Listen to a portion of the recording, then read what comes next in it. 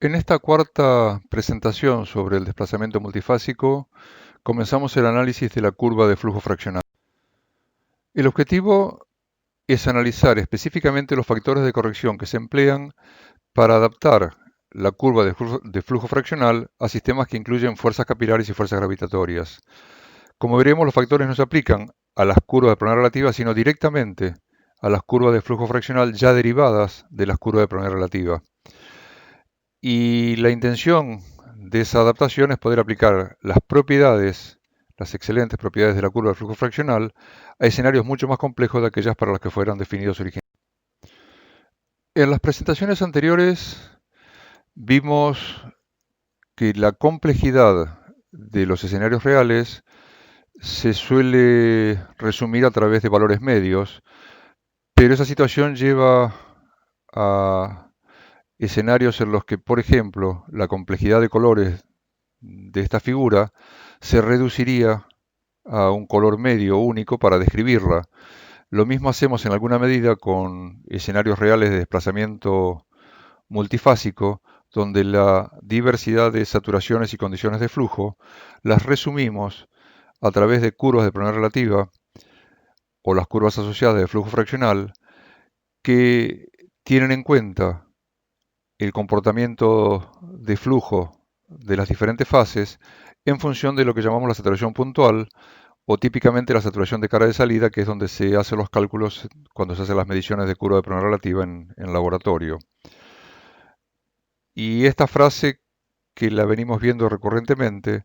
es simplemente un recordatorio de la importancia que se les da a las curvas de probabilidad relativa durante el modelado de los escenarios que se manejan en ingeniería de reservorios. Lo que vamos a analizar específicamente en esta presentación es que pese a que el uso original de la curva de flujo fraccional nace de la mano de la teoría de avance frontal, esta curva trasciende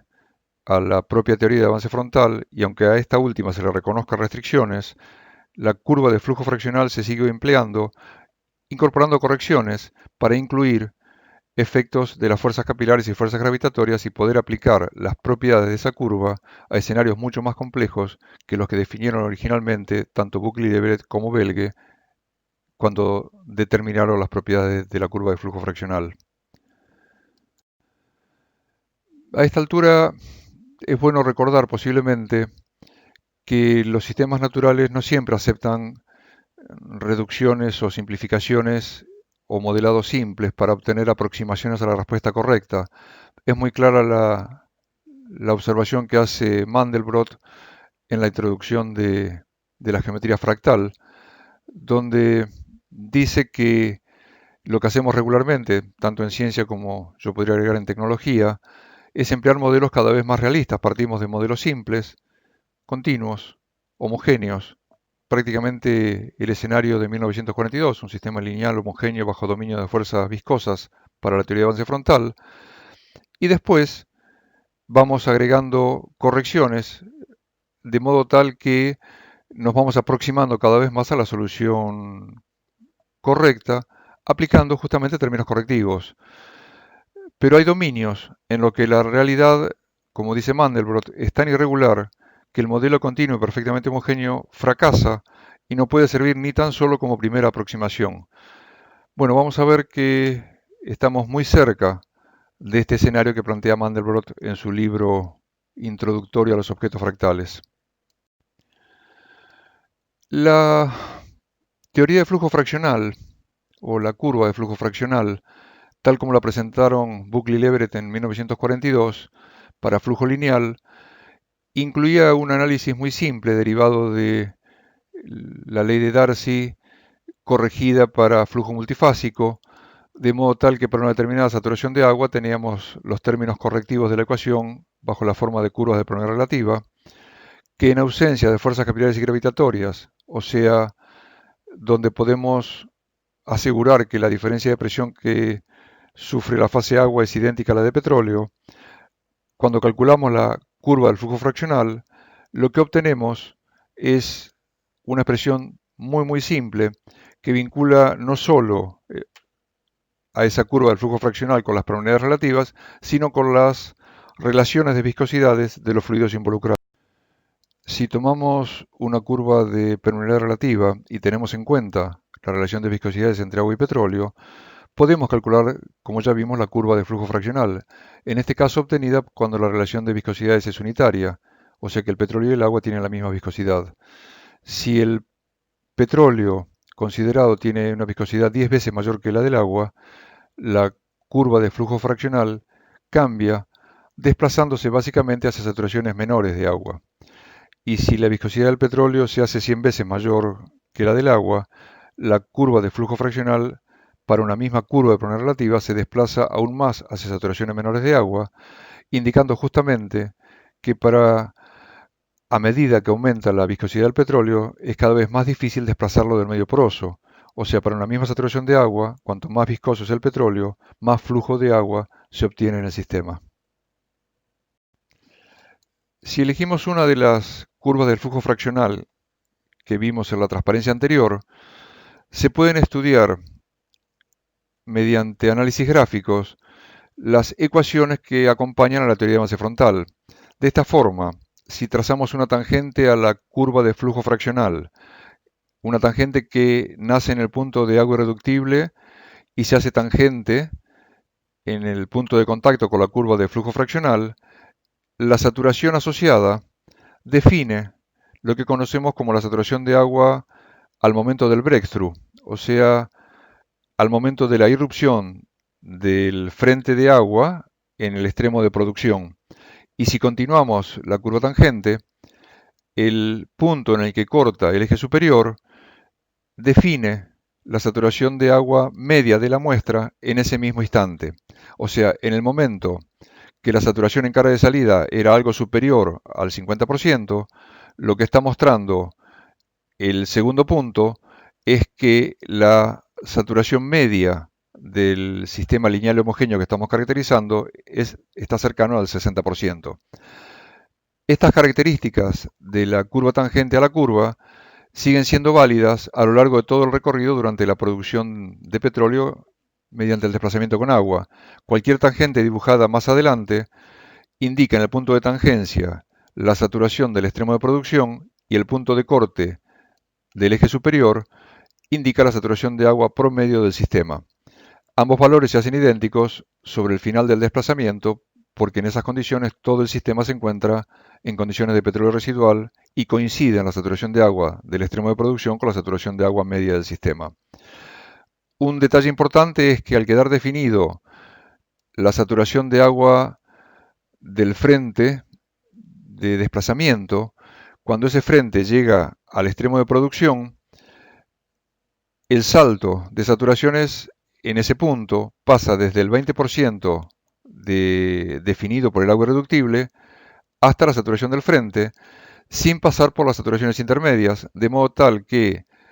toda la parte de la curva que en este momento se ve en trazo punteado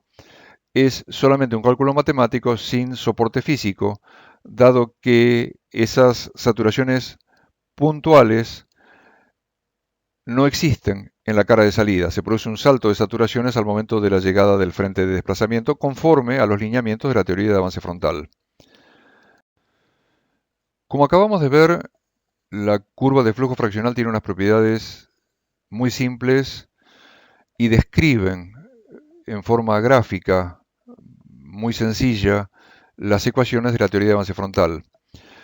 Entonces, resulta muy atractivo utilizar la curva en sí misma, la curva de flujo fraccional, para describir los desplazamientos multifásicos. Cuando consideramos incluso un sistema lineal como el considerado originalmente por Buckley-Leverett y posteriormente por Belge, y queremos incluir los fenómenos capilares y gravitatorios,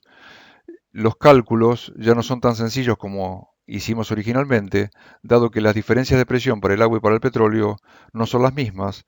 dado que la diferencia de densidad entre los fluidos y las presiones capilares hacen que cada fase esté sometida a diferencias de presión diferentes o gradientes de presión diferentes para una misma distancia a recorrer. De modo tal que es necesario incluir términos correctivos. Cuando se hacen las cuentas, Los términos correctivos adoptan este aspecto, donde se tiene en cuenta la diferencia de densidad entre fluidos, el ángulo de buzamiento de la estructura. Estos dos primeros términos tienen en cuenta la diferencia de densidad y el impacto de la inclinación del sistema sobre la acción de las fuerzas gravitatorias. Y también tienen en cuenta el cambio de presión capilar con la distancia, que en sistemas lineales es una forma de vincular el cambio de presión capilar con la saturación de agua. Sin embargo, estas correcciones no tienen en cuenta que si incluimos las fuerzas capilares y gravitatorias, también cambian las curvas de presión relativa. O sea, estas correcciones se centran en tener en cuenta los cambios de diferencia de presión para el agua y diferencia de presión para el petróleo en un mismo sistema, pero asumen que las curvas de presión relativa son independientes de la acción de fuerzas de empuje, como vimos originalmente, las fuerzas viscosas, o que aparezcan al mismo tiempo fuerzas capilares y gravitatorias generando el desplazamiento de fluidos.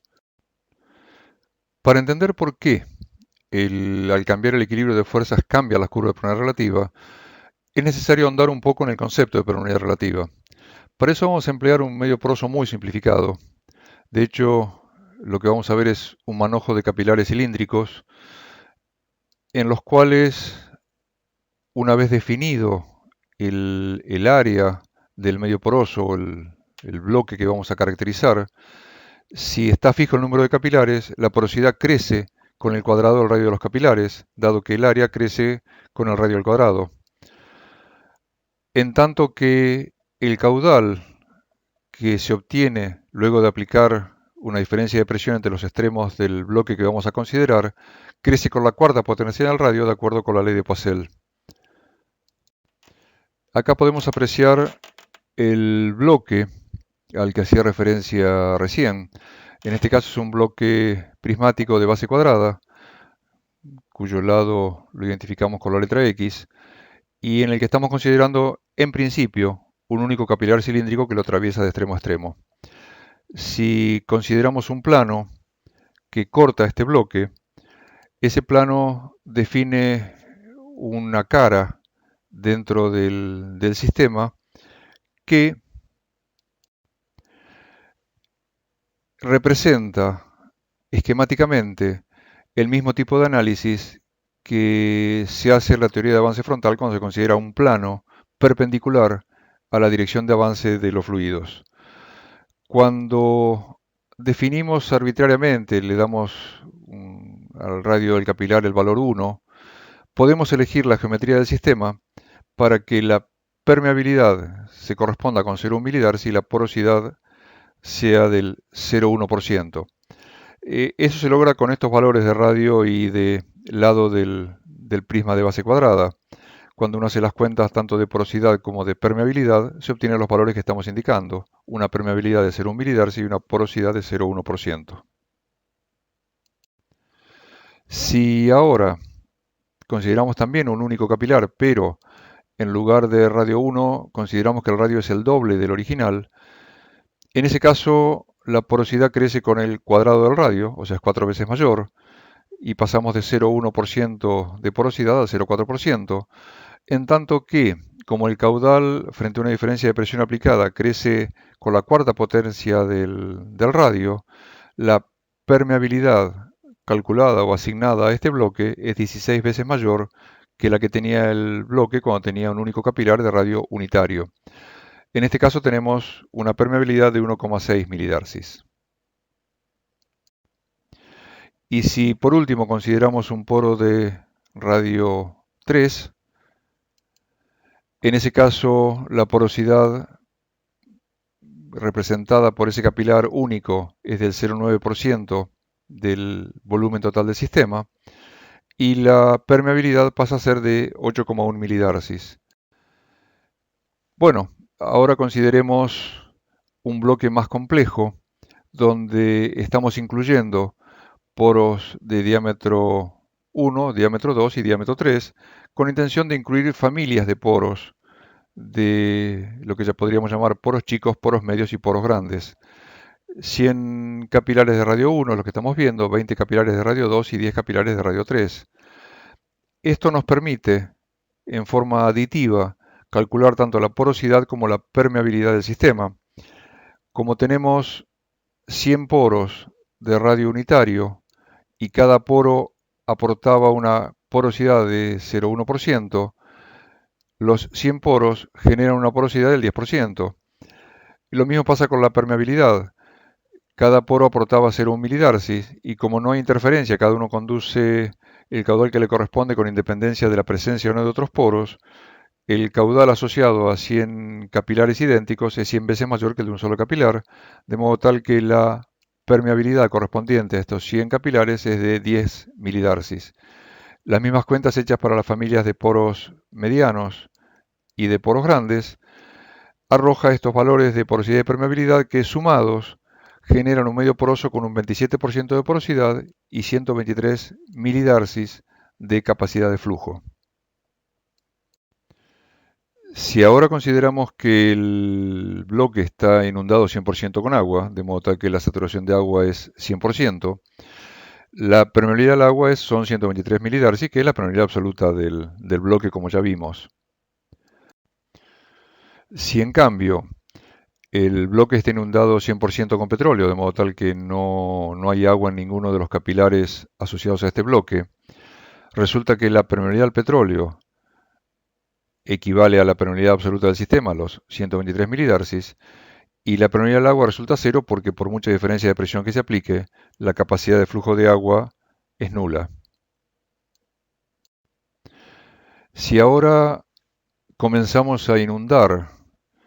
los poros siguiendo un orden de llenado asociado a fuerzas capilares, de modo que los poros más chicos se inundan primero con agua mientras se produce el desplazamiento, y analizamos la situación cuando solamente 10 de estos poros pequeños han sido invadidos por agua, podemos calcular que la saturación de agua en este momento es de solamente el 3,7% del volumen poral del sistema, en tanto que la de petróleo es el valor complementario, o sea, 96,3% del volumen poral. En este momento, la capacidad de flujo de agua es 10 veces la de un poro individual de los de menor diámetro, o sea, un milidarci, y la permeabilidad al petróleo, la efectiva al petróleo, es la complementaria hasta llegar a los 123 milidarcis totales de conducción del bloque. Esto nos permite obtener los valores de permeabilidad relativa al agua, 0,0081, y permeabilidad relativa al petróleo, que se mantiene por encima del 99% de la permeabilidad absoluta de conducción de fluidos. Bloque.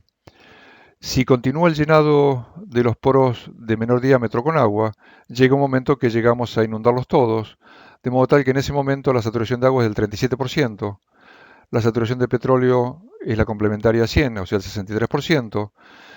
la permeabilidad al agua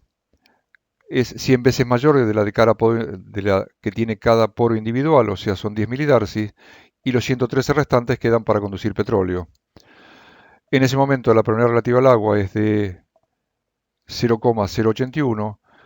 y la relativa al petróleo sigue siendo mayor al 90% de la permeabilidad absoluta del sistema, pese a que ya tenemos un 37% de agua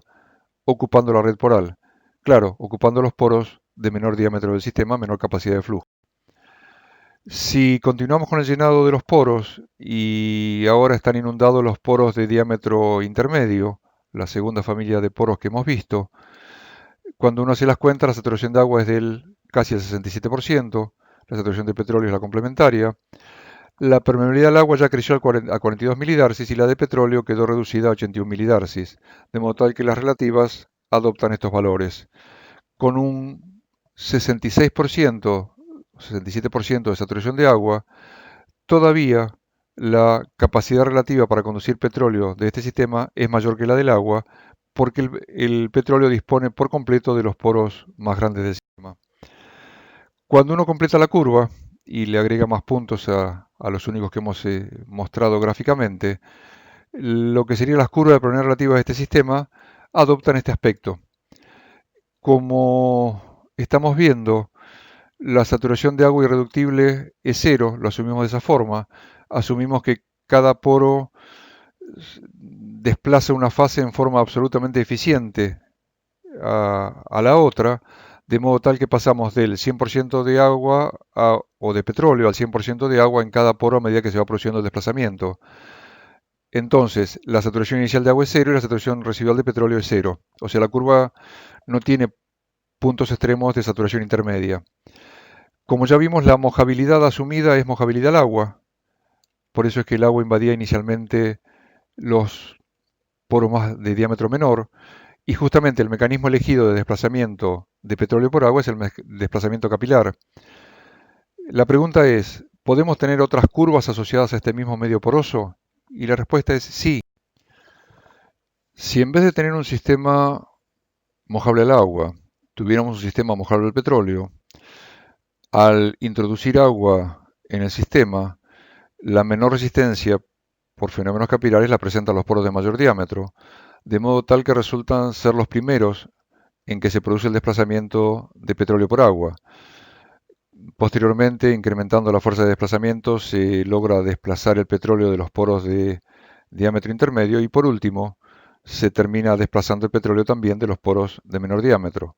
En ese caso, la curva obtenida es complementaria y totalmente diferente a la curva que vimos para el caso de un sistema water-wet.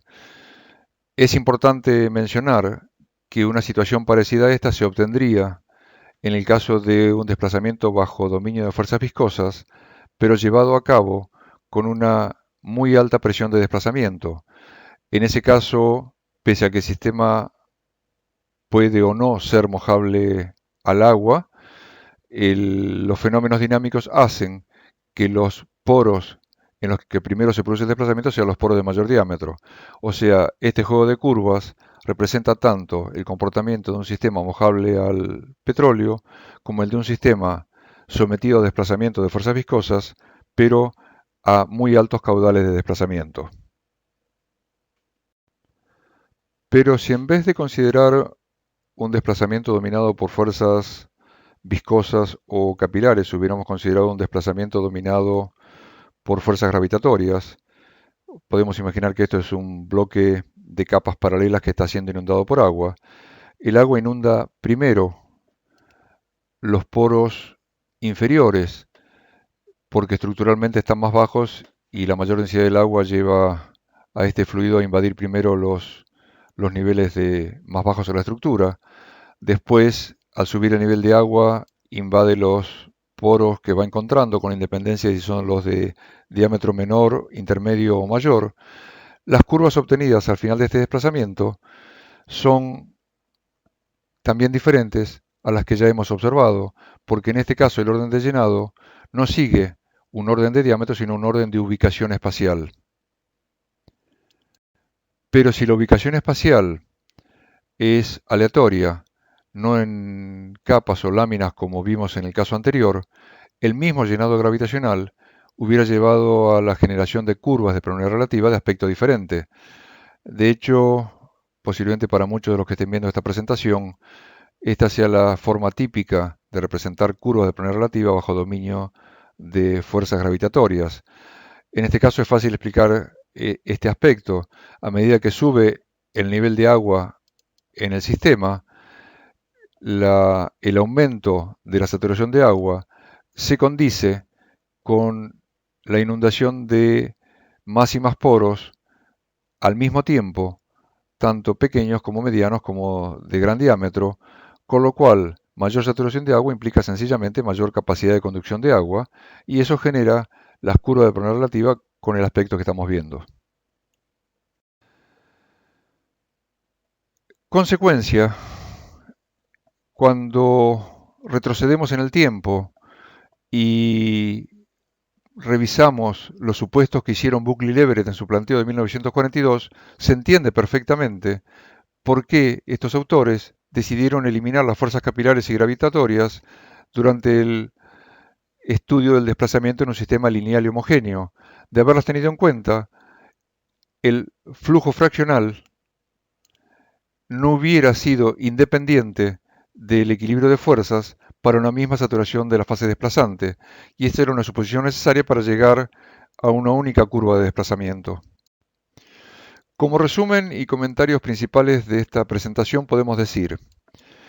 que las curvas de probabilidad relativa, que son las que permiten generar las curvas de flujo fraccional una vez que tenemos en cuenta las viscosidades de los fluidos involucrados, son diferentes para cada equilibrio de fuerzas. O sea, no existe un único juego de curvas de probabilidad relativa si estamos teniendo en cuenta todas las fuerzas que intervienen en el desplazamiento de fluidos. O sea,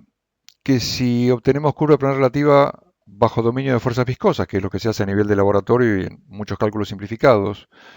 y queremos adaptar la curva de flujo fraccional a escenarios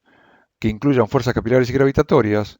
tenemos que cambiar también las curvas de probabilidad relativa que dan origen a esas curvas de flujo fraccional. Esto lo vamos a ver en forma un poco dramática incluso en la próxima presentación. Y en simulación numérica, en alguna medida se hace lo mismo, cuando se calcula el campo de potenciales teniendo en cuenta todas las fuerzas intervinientes y después se modela el movimiento de fluidos utilizando un único juego de curvas de probabilidad relativa. Por otro lado, las propiedades que vimos al comienzo de esta presentación asociadas a la curva de flujo fraccional solo son válidas para la teoría de avance frontal, sin participaciones de fuerzas capilares y gravitatorias, de modo tal que